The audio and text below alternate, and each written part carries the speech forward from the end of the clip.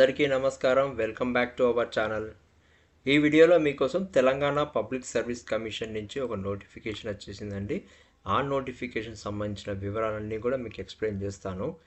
Notification వచ్చేసి Telangana pollution control బోర్డుకి సంబంధించినటువంటి జాబ్స్కి వేకెన్సీస్ ఫిలప్ చేయడానికి ఈ నోటిఫికేషన్ విడుదల చేశారు. వచ్చేసి అసిస్టెంట్ సైంటిస్ట్ అనలిస్ట్ గ్రేడ్ 2 కింద ఉన్నటువంటి ఈ పొజిషన్స్ని ఖాళీలని ఫిలప్ చేయడానికి టీపీఎస్సీ నుంచి ఈ నోటిఫికేషన్ అనేది విడుదల చేశారు.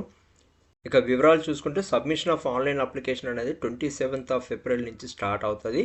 Last date and time of submission of online application అనేది 25th May 2026 వరకు ఉంది. డౌన్లోడింగ్ ఆఫ్ హాల్ టికెట్స్ వచ్చేసి 7 days ఎగ్జామినేషన్ కంటే ముందు 7 days ముందు మనం డౌన్లోడ్స్ అనేది చేసుకోవచ్చు. ఎగ్జామ్ అనేది టెంటేటివ్లీ జూలై 2026 మంత్లో ఉండొచ్చు అని చెప్తున్నారు.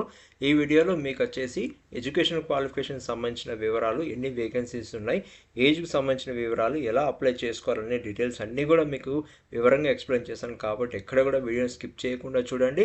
అండ్ ఎవరైతే నా ఛానల్ని ఫస్ట్ టైం విజిట్ చేశారో ఇప్పటి వరకు సబ్స్క్రైబ్ చేసుకోకుంటే please subscribe to my channel. And ఈ వీడియోకి ఒక లైక్ ఇవ్వండి.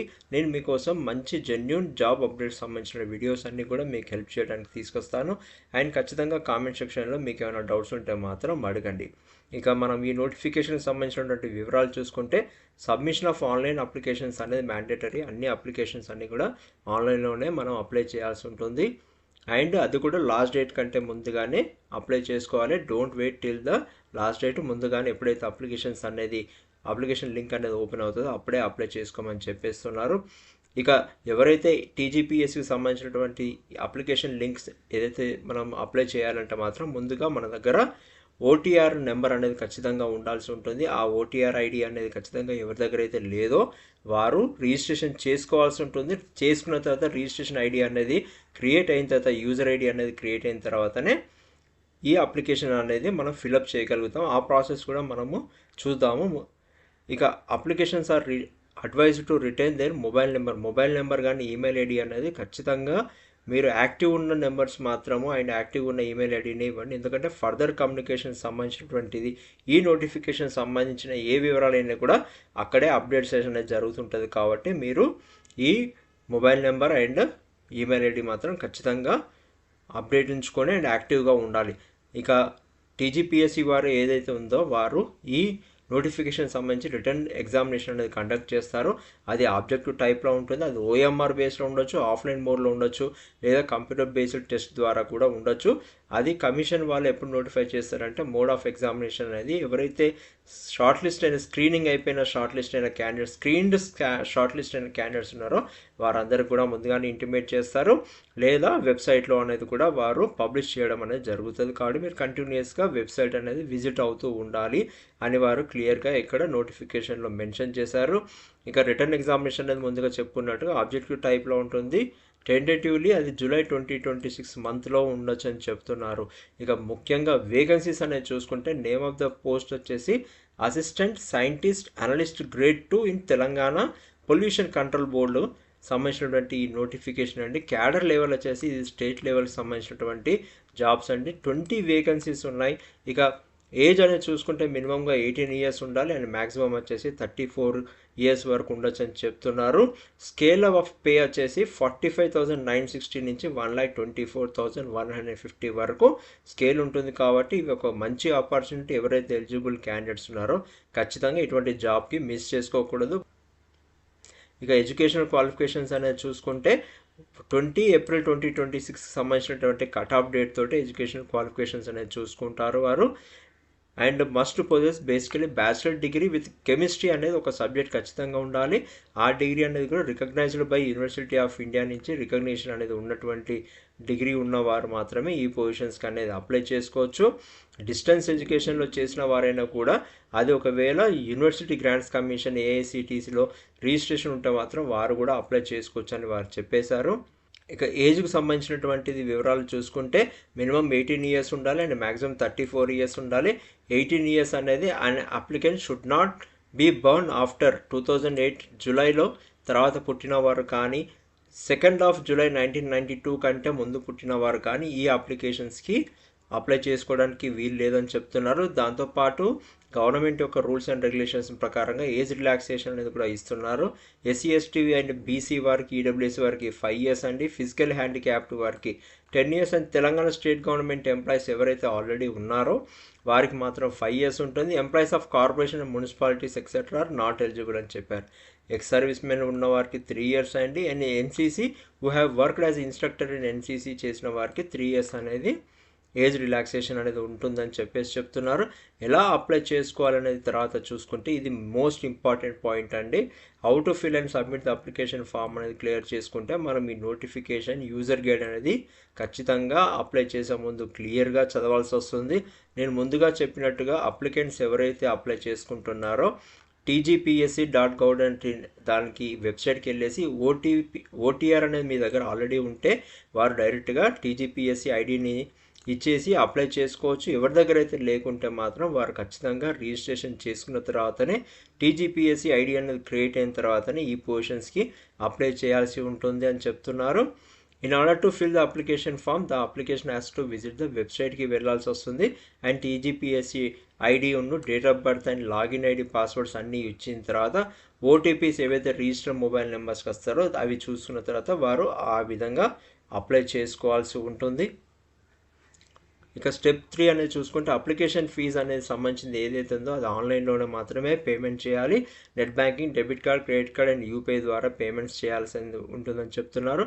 పేమెంట్ చేసిన తర్వాత, సబ్మిషన్ చేసిన తర్వాత రిఫరెన్స్ ఐడి ఏదైతే క్రియేట్ అవుతుందో అది ఫ్యూచర్ రిఫరెన్స్ కింద, కరస్పాండెన్స్ కింద మన దగ్గర స్టోర్ చేసుకొని సేవ్ చేసుకొని పెట్టుకోవాల్సి ఉంటుందని చెప్పేసి వారు మెన్షన్ చేశారు. కన్ఫర్మ్ చేసిన తర్వాత అన్ని డీటెయిల్స్ అన్ని కన్ఫర్మ్ చేసుకున్న తర్వాతనే సబ్మిట్ బటన్ అనేది మీరు క్లిక్ చేయాల్సి ఉంటుంది. మీరు అప్లోడ్ చేసేటప్పుడు మీతో చేతి రాత ద్వారా రాసింది కానీ టైప్ చేసినటువంటి ఫోటో కాపీస్ అవి కూడా స్కాన్ చేసి పెట్టకూడదు. కంపల్సరీగా ఒరిజినల్స్ అన్నీ కూడా స్కాన్ చేసుకొని మీరు అప్లోడ్ చేయాల్సి వస్తుంది.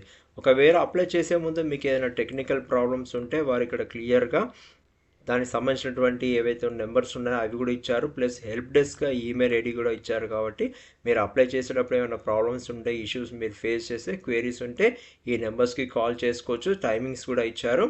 అండ్ ఒకవేళ మెయిల్ కూడా చేయొచ్చు.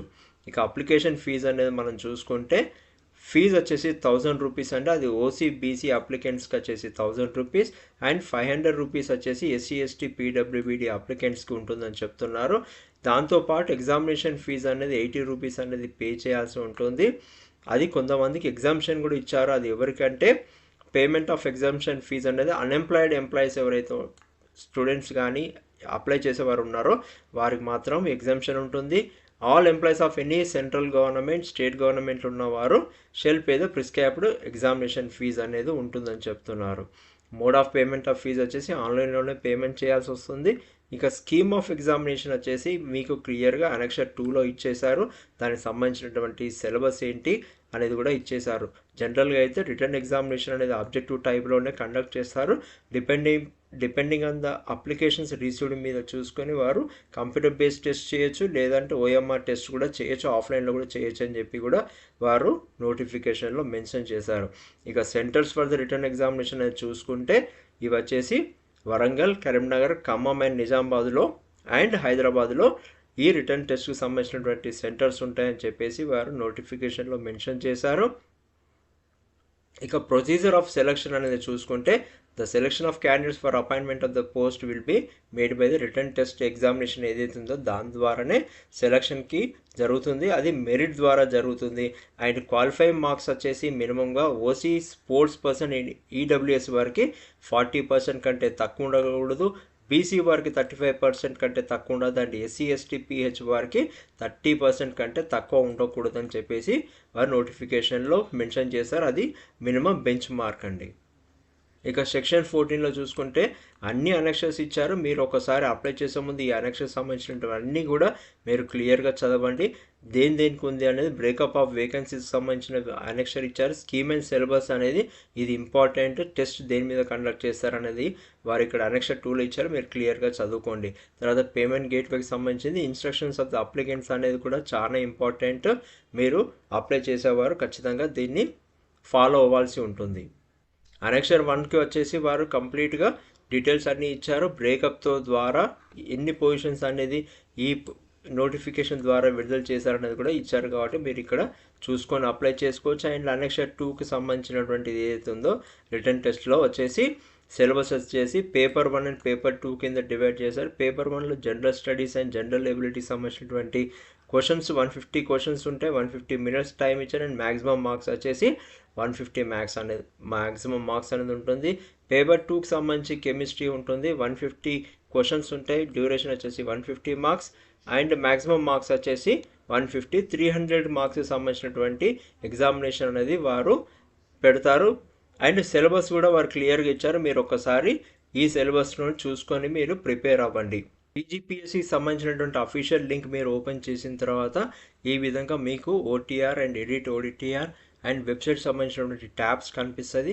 మీరు ఒకసారి ఓటీఆర్ న్యూ రిజిస్ట్రేషన్కి సంబంధించినటువంటి ట్యాబ్ మీరు క్లిక్ చేయగానే మీకు ఈ విధంగా అనదర్ విండో అనేది ఓపెన్ అవుతుంది. మీరు ఇక్కడ రిజిస్ట్రేషన్ చేసుకోవాల్సి వస్తుంది. న్యూ రిజిస్ట్రేషన్ ఈ విధంగా ట్యాబ్ని క్లిక్ చేసుకొని మీరు రిజిస్ట్రేషన్ క్లియర్గా చేసుకోవాలి. తర్వాత ఒకవేళ ఆల్రెడీ ఎవరైతే చేసుకున్నారో వాళ్ళు ఏమైనా ఎడిట్ చేసుకోవాల్సి వస్తే ఈ ట్యాబ్ని క్లిక్ చేసుకొని చేసుకోవచ్చు.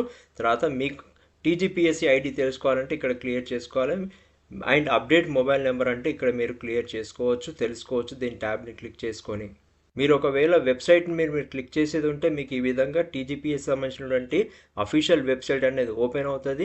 మీరు ఈ నోటిఫికేషన్ సంబంధించినటువంటి డీటెయిల్స్ అన్నీ కూడా మీరు చూడాలంటే ఇక్కడ నోటిఫికేషన్ అనేది మీరు క్లిక్ చేస్తే మనం ఏదైతే ఈ వీడియోలో డిస్కస్ చేసినటువంటి నోటిఫికేషన్ దాన్ని మీరు ఇక్కడ క్లిక్ చేసుకుంటే మీకు క్లియర్గా డీటెయిల్స్ అన్నీ కూడా నోటిఫికేషన్ అనేది ఓపెన్ అవుతుంది.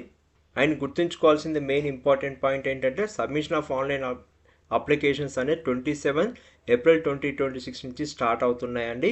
ఇది మాత్రం మీరు mark in your calendars and వెంటనే అప్లికేషన్స్ ఓపెన్ కాగానే మీరు అప్లై చేసుకోండి. ఈ వీడియో కనుక మీకు నచ్చినట్టయితే మాత్రం ఖచ్చితంగా లైక్ చేయండి. అండ్ ఎవరైతే జాబ్ ఆస్పిరెంట్స్ ఉన్నారో ఎవరైతే అప్లై చేస్తున్నారో ఈ పొజిషన్స్ వారందరూ కూడా all the best from my end అండి. Thank you, all the best.